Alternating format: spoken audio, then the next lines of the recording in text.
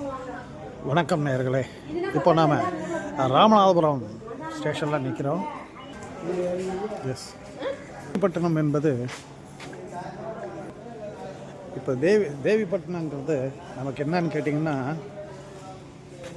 இங்கே வந்து நவபாஷண நவகிரக கோயில் இருக்குது. ரொம்ப ஃபேமஸான கோயில். இது வந்து என்னன்னு கேட்டிங்கன்னா, கடலுக்கு நடுவில் இருக்குது. ஆமாம், கடலுக்கு நடுவில் இருக்குது. இந்த இடத்துக்கு நாம் இப்போ போகிறோம்.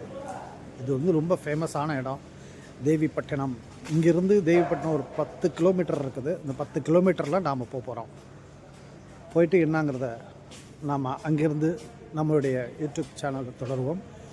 சுறா கதம்பம் யூடியூப் சேனலில் உங்கள் அனைவரையும் வரவேற்கின்றேன். நேயர்களே, ராமநாதபுரம் மாநகராட்சியில் பஸ் ஸ்டாண்டில் நாம் நிற்கிறோம்.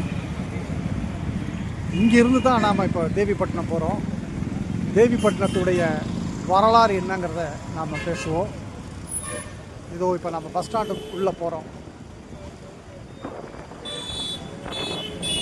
இந்த பஸ் ஸ்டாண்ட்லேருந்து நாம் இப்போ போகிற இடம் வந்து தேவிப்பட்டினம். உங்களுக்கு ஏற்கனவே சொல்லியிருக்கேன். இதில் வந்து நவபாஷண திருக்கோயில், அதாவது கடலுக்கு நடுவில் இருக்கிற நவகிரகங்களை தரிசிக்கிறதுக்காக நாம் இப்போ போயிட்டுருக்கோம். இங்கே எந்த பஸ் இருக்குதுன்னு இன்னும் தெரியல. இந்த பஸ்ஸை நாம் பார்ப்போம். பார்த்துட்டு திருப்பி நாம் பேசுவோம். பஸ்ஸில் 10 நிமிஷமாக உட்காந்துருக்கோம். இன்னும் பஸ்ஸை எடுக்கலை. இன்னும் ஒரு 5 நிமிஷம் ஆகுன்ட்ருக்காங்க. பார்ப்போம். எப்போ வருதுன்னு தெரியல. வந்ததுக்கு அப்புறம் தான் நமக்கு எல்லாமே தெரியும். ஒரு வழியாக பஸ்ஸை எடுத்தாச்சு. நாம் தேவிப்பட்டினம் நோக்கி கிளம்புறோம். என்னங்கிறத இனிமே தான் நம்ம பார்க்கணும்.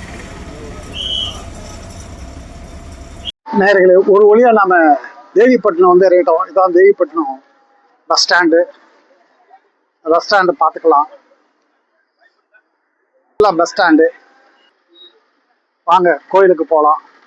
அந்த நவபாஷண திருக்கோயில்னு சொல்லப்படக்கூடிய தேவிப்பட்டினம் கடலில் இருக்கும் இந்த கோயிலை பார்க்க போவோம். வாங்க போகலாம்.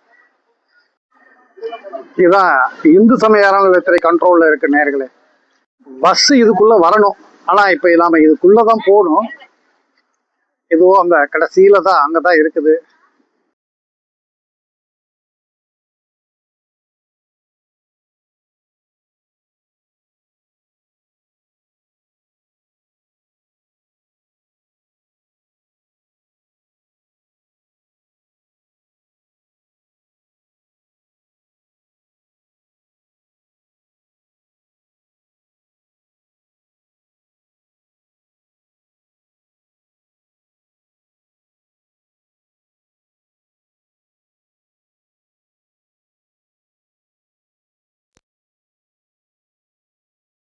இப்போ நாம தேவிப்பட்டினம் நவபாஷண நவகிரக கோயிலுக்கு வந்திருக்கோம். நேயர்களே, இதுதான் நாம பார்க்க வந்த தேவிப்பட்டினம் நவபாஷண திருக்கோயில். கடலுக்கு நடுவே இருக்கக்கூடிய நவகிரக கோவில். சில சுவாமிகள் தண்ணிலே மூழ்கி இருக்கு. சில சுவாமிகள் எல்லாமே ரொம்ப நல்லா வந்திருக்கு. எல்லாம் பார்ப்போம். பார்த்துட்டு செய்யலாம். பாருங்க, இங்கதான், இதுதான் நம்மளுடைய நவகிரக கடலுக்கு நடுவுல இருக்கிறது. முன்னாடிலாம் வந்து ஓப்பனா இருந்துச்சு. இப்ப வந்து நிறைய பாதுகாப்பு பண்ணியிருக்காங்க. ஆனா ஒன்றும் பெரிய கடல் கொஞ்சம் வந்துரும்பாங்க. சில இடங்கள் வந்து மூழ்கிடுச்சு, சில இடங்கள் ஒன்றும் தெரியல.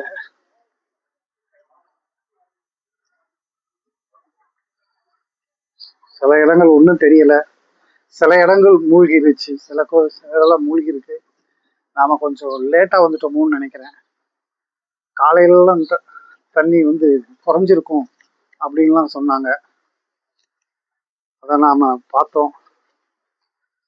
இப்போ நல்லா, இதுக்காக தான் அவ்வளோ தூரம் நம்ம வந்தோம். நாம வந்து நமக்கு சில கோவில்கள்லாம் இருக்குது. இதுதான் நவபாஷண நவகிரக கோயில் அப்படின்னு சொன்னாங்க. ஆமாம், இது பல நாட்களாக, பல வருஷங்களாக இருக்கு. இதை பற்றிய ஸ்தல புராணம் என்னன்னு கேட்டு நாம தெரிஞ்சுக்கலாம். இது ரொம்ப நாளா இருக்குது. வருகின்ற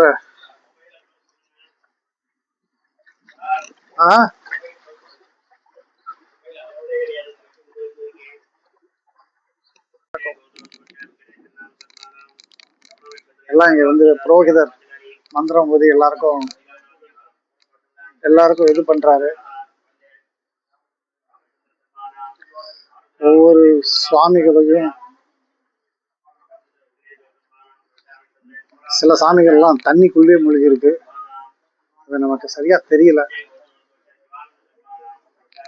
இதுல குளிக்கலாம், ஆனா நம்ம எங்க குளிக்கிறது? நிறைய பேர் இறங்கி குளிக்கலாம், குளிக்க செய்யலாம், குளிச்சுட்டு காசெல்லாம் போடுறாங்க. இது வர்ற வழி.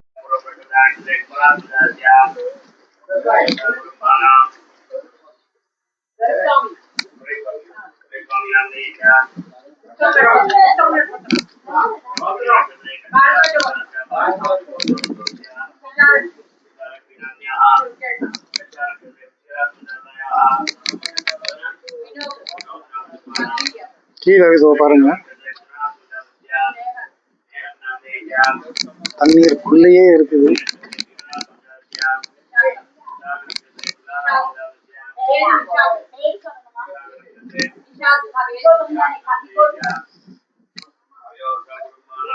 கோபாலகிருஷ்ணன்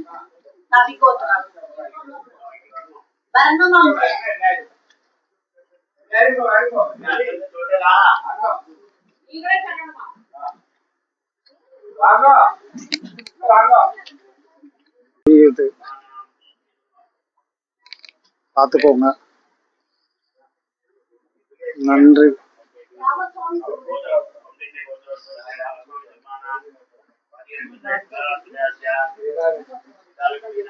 ஒவ்வொரு கோவில், ஒவ்வொரு சுவாமிகளையும் நம்ம கிட்டக்க இருந்து எடுக்க முடியாது. இது சூரியன், இது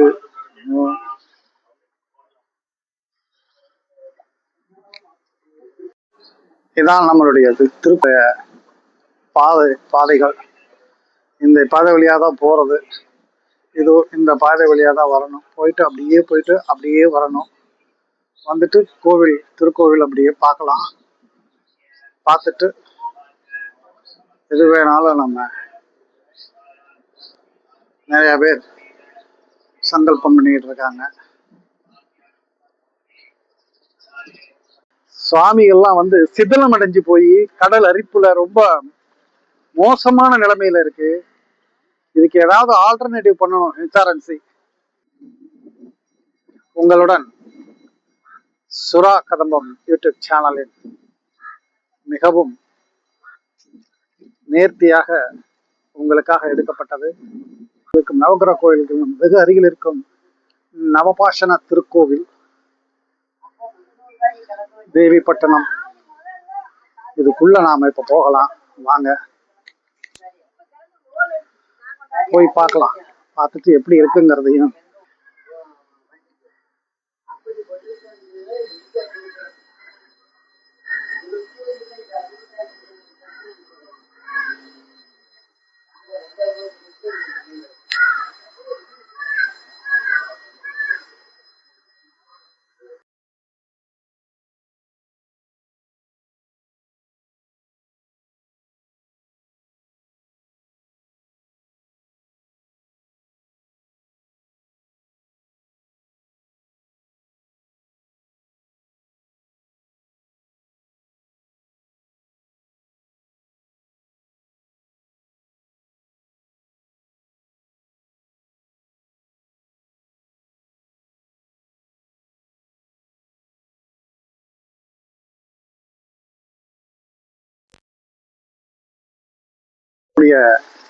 இது நாகம் தோஷத்துக்காக கழிக்கக்கூடிய இடமா இது.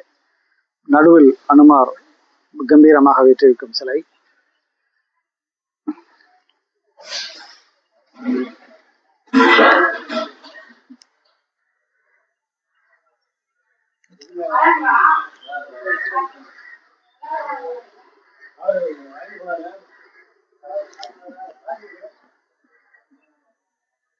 இதுவும் பக்கத்துல இருக்கக்கூடிய கணேஷ் விநாயகர் கோவில்.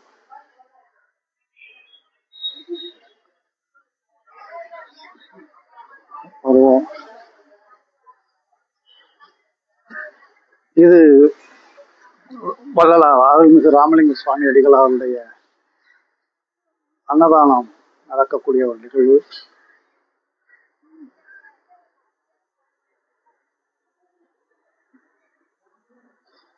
ரொம்ப அற்புதமான இடம். எல்லா இடங்கள்லையும் நாம பார்த்துட்டு வந்திருக்கோம்.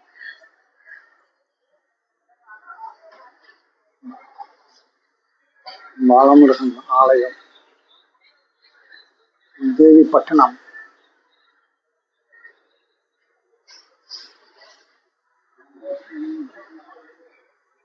காலப்போக்கில் என்ன ஆகுமோ தெரியல.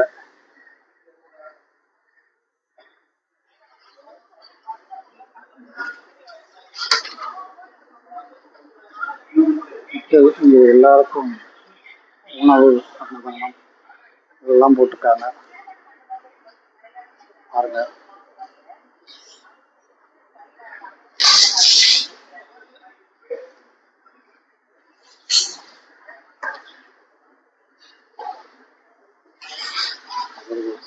உட்பட்ட உணவு மிக சிறப்பா செய்யறாங்க.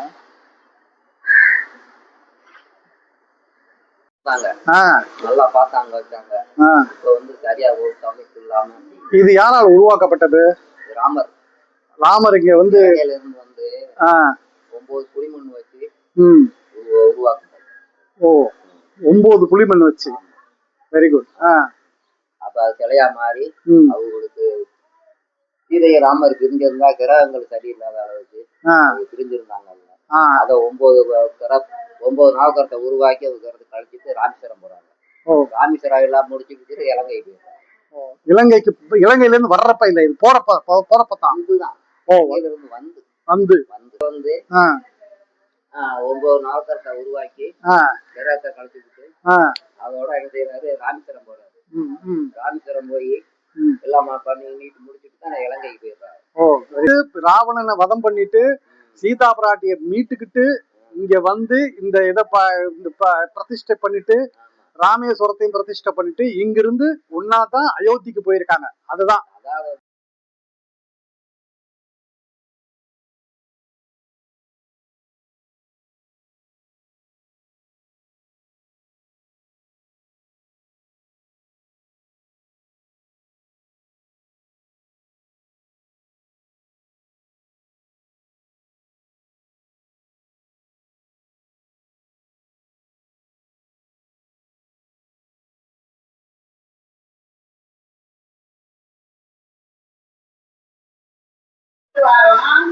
நேயர்களே, இதுதான் உணவு. இந்த உணவை தான் நாம இப்ப சாப்பிட போறோம். மிகவும் நல்லா இருக்குது இந்த உணவு.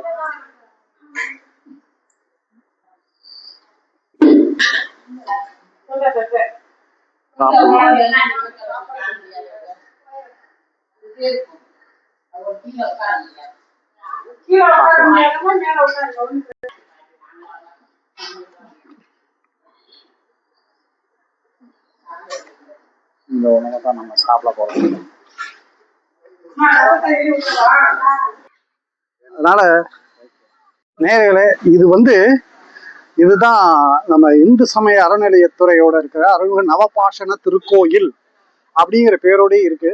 பாருங்க, ராமநாதபுரம் தேவிப்பட்டினம்.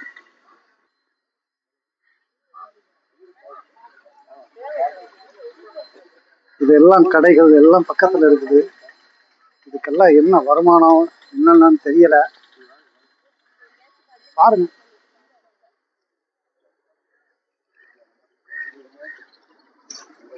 இது போக்குவரத்தும் எதுவும் இல்லை.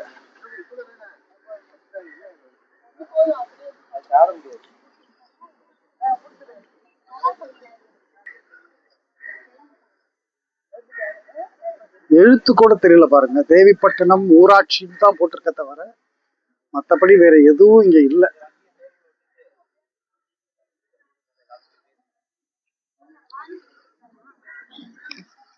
ரொம்ப மோசமான நிலைமை. கடல் தான் இருக்குது, ஆனா கடலாக இருந்தாலும் இன்னும் சரியா வரல.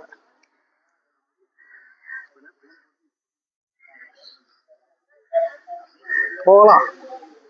சுற்றி கடைகள். இதான் பஸ் வர்ற வழி. நாம பஸ் ஸ்டாண்ட்ல இறங்கினத நாம இன்னும் பண்ணல. பார்ப்போம், போகலாம்.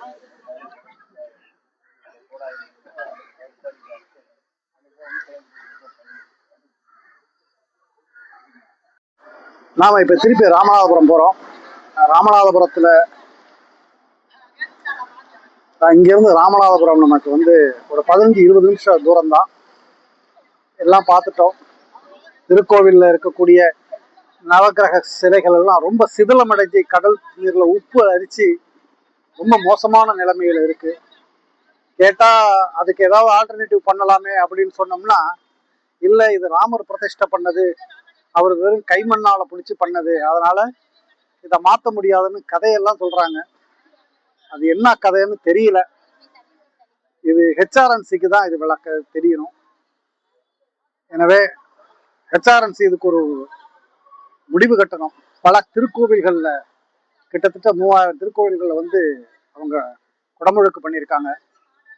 இந்த கோவிலையும் அவங்க கொஞ்சம் கவனிக்கணும். மிக மிக மோசமான நிலைமையில இருக்குது.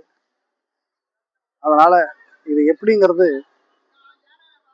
யாருமே அது கவனிப்பாரற்று இருக்கு.